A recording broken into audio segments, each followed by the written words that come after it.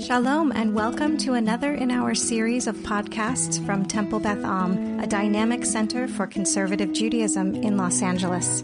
This is a recording of a Shabbat sermon by Rabbi Adam Kligfeld. My name is Adam.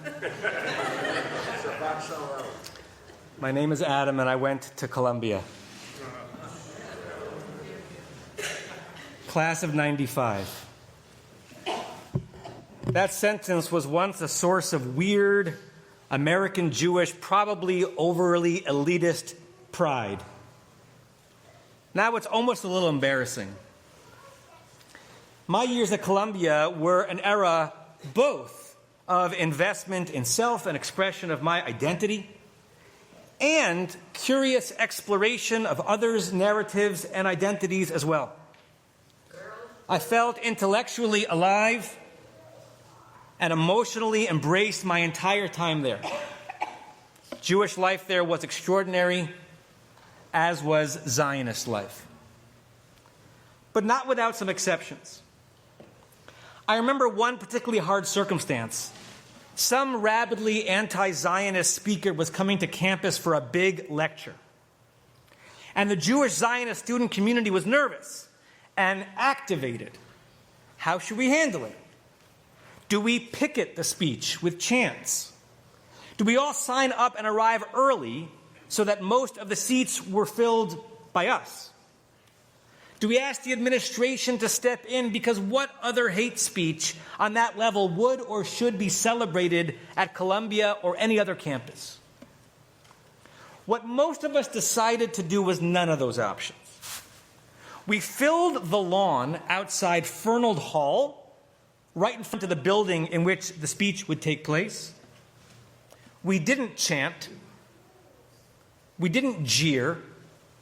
We stood in silent vigil as those were gathering for the speech and went in to hear it and came out of it, holding our Israeli flags and holding our silence. In the moment, it felt measured and appropriate and even holy. And I remember an excoriating public letter by then graduate student Zev Magen, who is now a professor of Arabic and Islamic history and chair of the Middle East Studies Department at Bar-Ilan University. He took us to task for under-responding to what he perceived then as a still small but threatening affront to Jewish and Zionist well-being on campus. He lambasted us for being silent, like sheep, evincing what he considered to be a meekness. He thought we were overly noble. And I remember shaking when reading his letter. Was he right? Was this the beginning of a civilizational war? And what would such a fight require of us? The feeling on campus was tense and it was intense between Jews, Zionists, and those opposed to Israel's very existence, and also among Jews who disagreed about how to confront this type of event and what it represented. It was really hard. And how I wish we could go back to that time and cherish it for its quaintness, for its being an exception that seemed to prove the rule that in general Israel as a nation state of and for the Jews was an accepted reality. That Jews and Zionists could walk and be and live on campus unimpeded. That anti-Zionist speakers were both terrifying and rare. And that anti-Zionist activism was present but contained and not overly menacing. Those were the good old days. These are worrying days. Jewish leaders on and off campus who are generally not prone to Chicken Little histrionics are asking unfathomable, only partly rhetorical questions. Yehuda Kurtzer, who's one of the wisest and most grounded of contemporary Jewish thinkers, asked on Facebook yesterday, real question, friends, as Jews in America, how scared do you think we should be? And 4 hours later, there were 150 responses, ranging from the not at all to pack your bags. And most of the recent angst and fear comes not from Israel, Gaza itself, although, of course, there's still an enormous amount going on there, but from Columbia and UCLA, and name your campus. The protests, encampments, threats, and full upheaval have claimed every headline, roiled nearly every college, split a divided America even further apart, split liberal Jews from purported allies, and has torn apart Jewish communities and families who find themselves far apart from one another on some of these essential issues. These are hard times. And I want to address those campus protests, filtered through and suffused with words of Torah. But first, I want to share some caveats. I want to set the boundaries of ideas and stances within which I want you to hear what I have to say. I am, and I imagine I always will be, an ardent Zionist who believes the Jewish return to Jewish land and establishing Jewish sovereignty is one of the greatest of all human stories. And I thrill to live in this era. Number two, the Jews who returned to Zion in the late 1900s and late 1800s, early 1900s did not, as some far-right thinkers and propagandists would like you to believe, return to an empty, desolate land.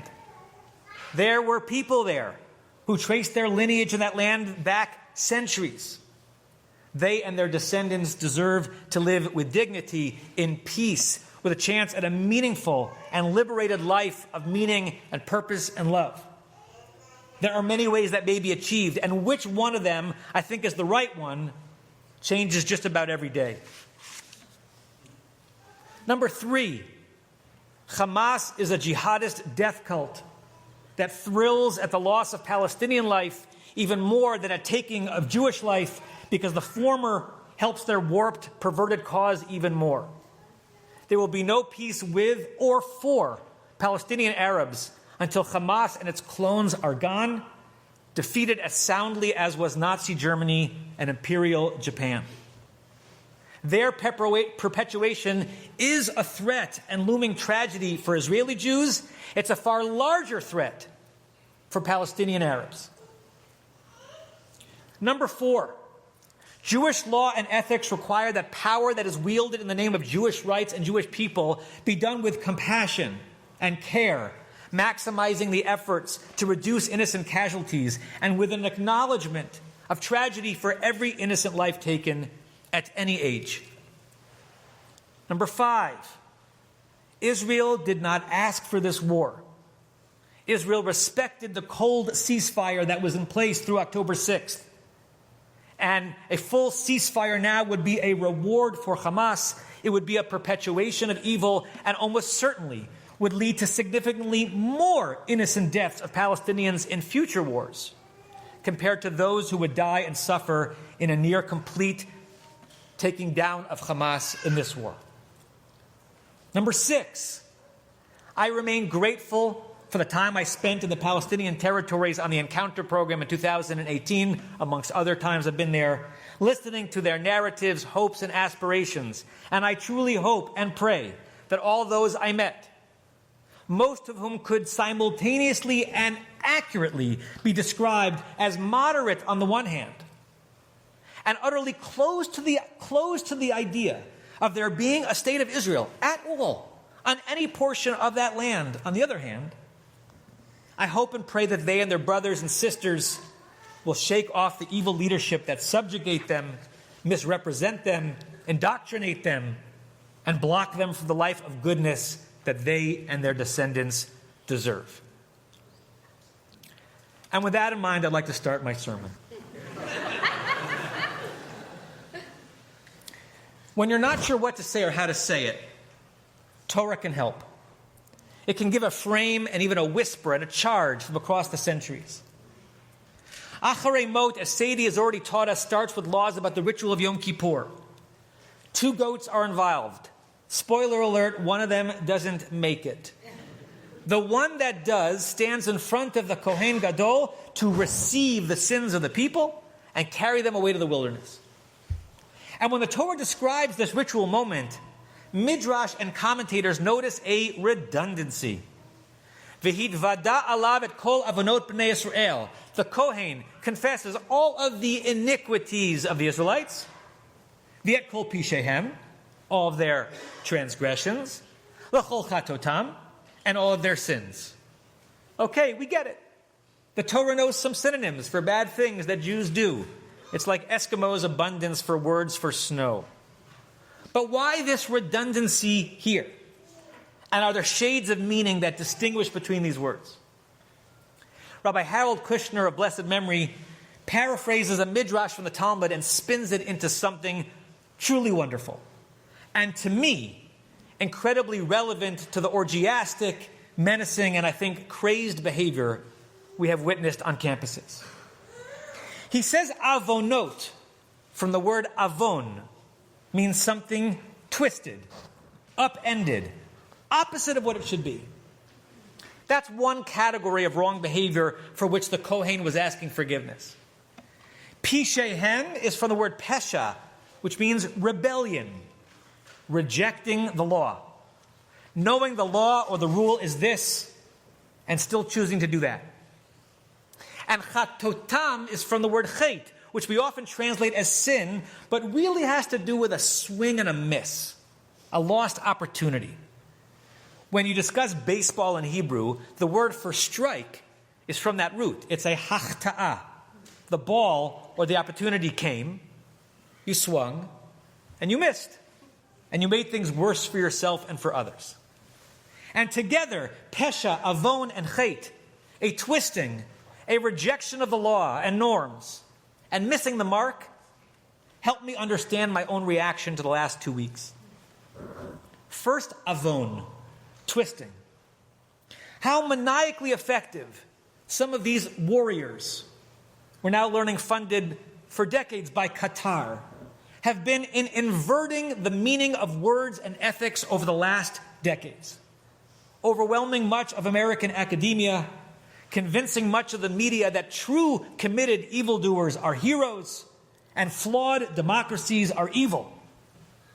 That those defending themselves against explicit intent to commit genocide are rather justifiably accused of committing genocide. One of the signs on campus this week said, "Students will leave when Israelis leave." As the writer Nellie Bowles put it, it's weird. These pro-peace protesters seem to be really pro-war. The same people who justifiably would be outraged if a single group of campus protesters blocked off an area and access to one who was gay or black or Asian or female or Muslim or Arab. They truly pride themselves and are lauded by others as they gleefully film themselves blocking a pathway on a public or private university to anyone Jewish or anyone who certainly does not in that moment proactively denounce Israel and Zionism. The Talmud named 3 sins for which, in certain circumstances, one was enjoined to give one's life rather than commit.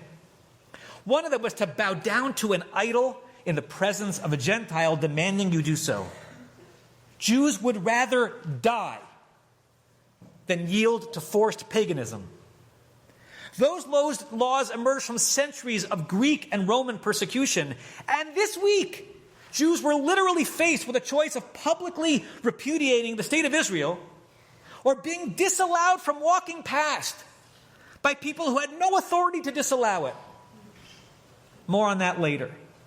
This is avon, pure and simple, twisted behavior of masses of addled minds.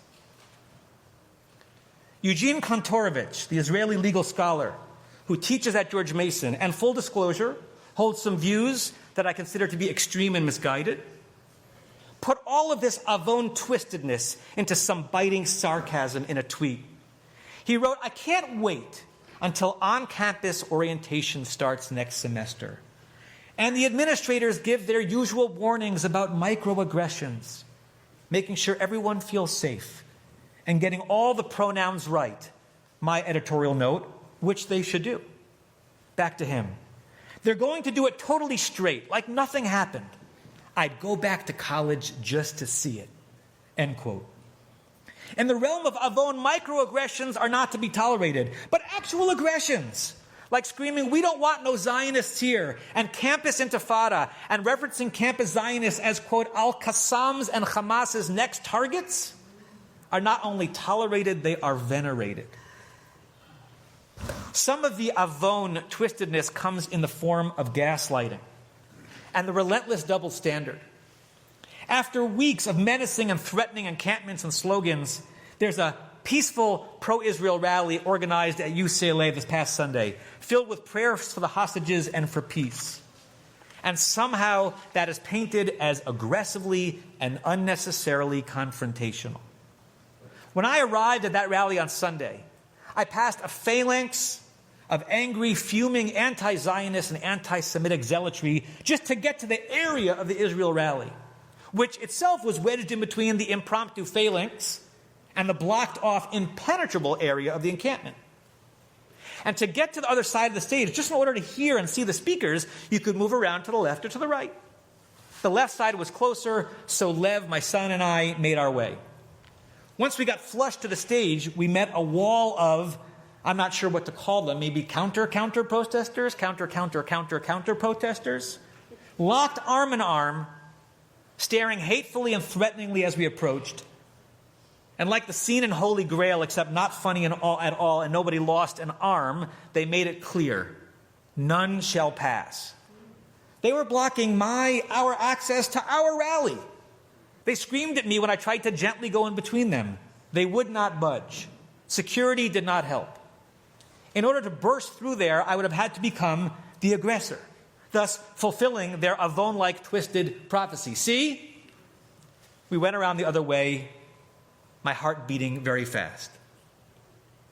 This is a moment to say a few words about the Jewish group that did show up last week and indeed brought violence and mayhem to the encampments. I don't know who they were, though at least one of them is apparently on Team Mashiach from his flag.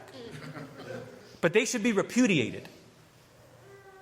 They and their tactics. They should not have taken that into their own hands, even though the university had been derelict up to that point in dealing with it themselves. They should not have resorted to any physical violence, however goaded they were for those weeks. They should not have stooped to that level, both because it's unconscionable and because it hurts our cause.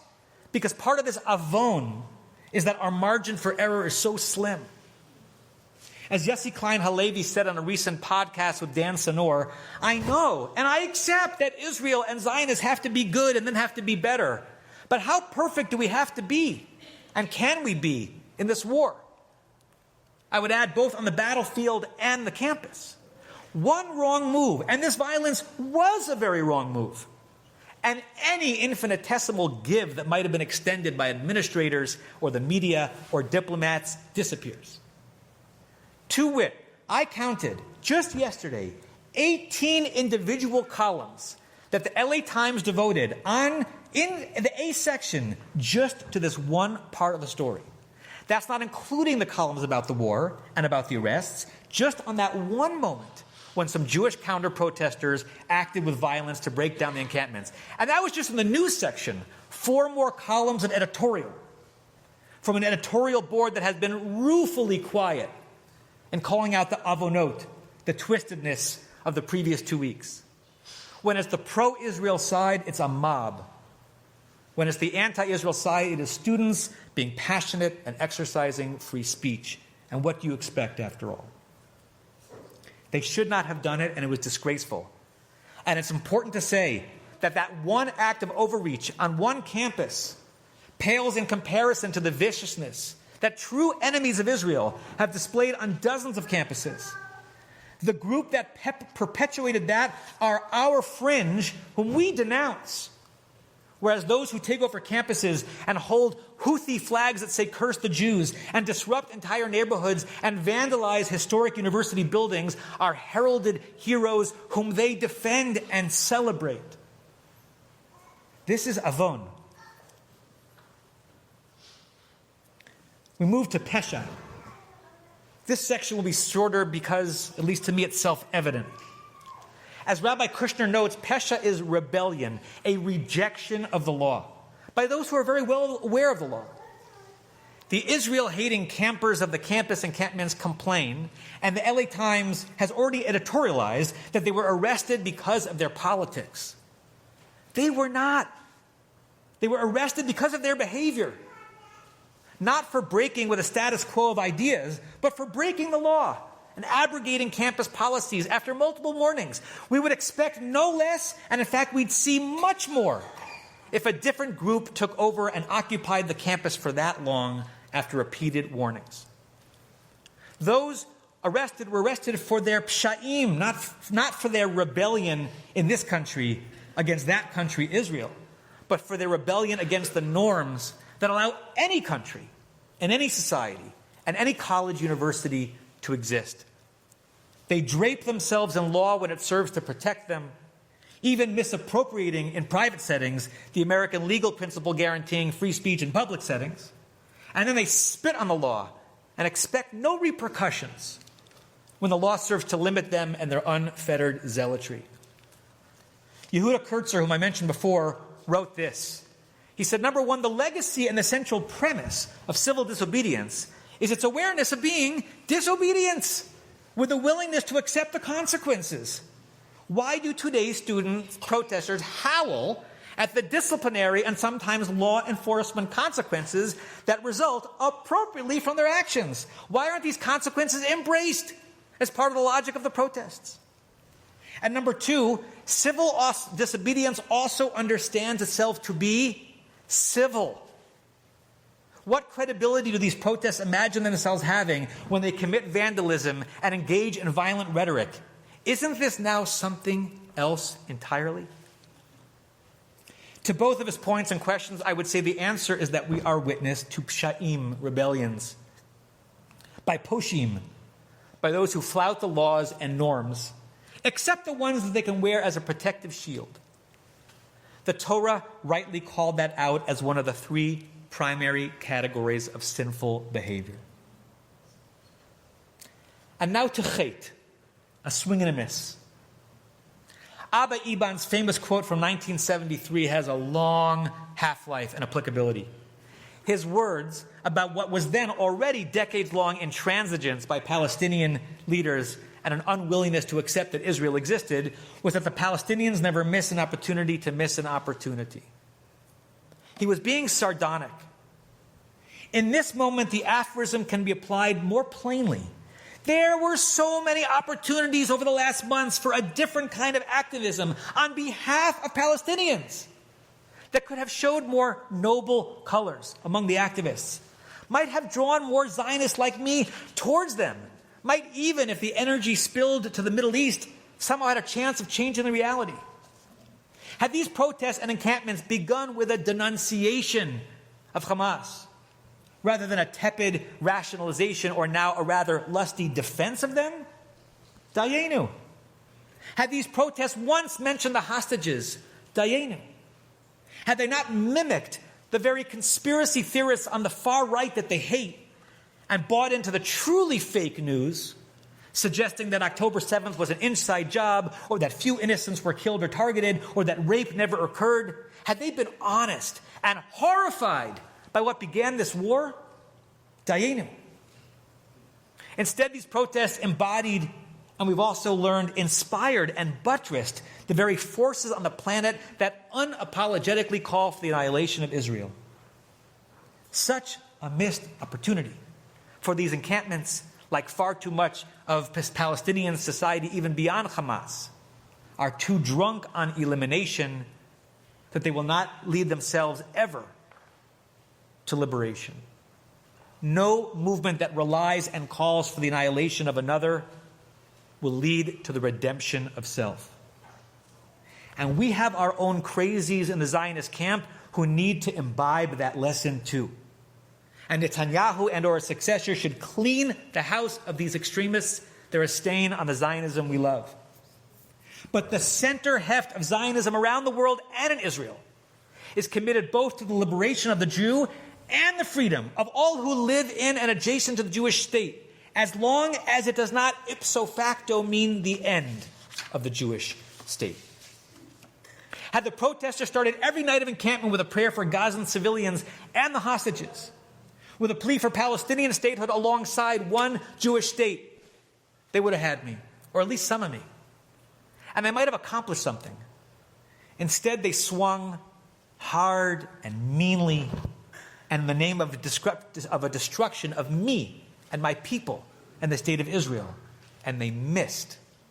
Chet. It is sinful. And I don't know if they know or care that this approach, this sinful, hate-based and hate-based approach to the cause of Palestinian liberation just reinforces to Jews like me how important it is that Israel remain a strong, viable, and inviolable nation. Every suggestion that the Intifada should be globalized makes me proud that Jewish power can be spread globally. Every time it's made implicitly or explicitly clear that they support that we are the next putative victims, it makes me want to have a stronger Israel and a stronger Israeli army to protect those very victims.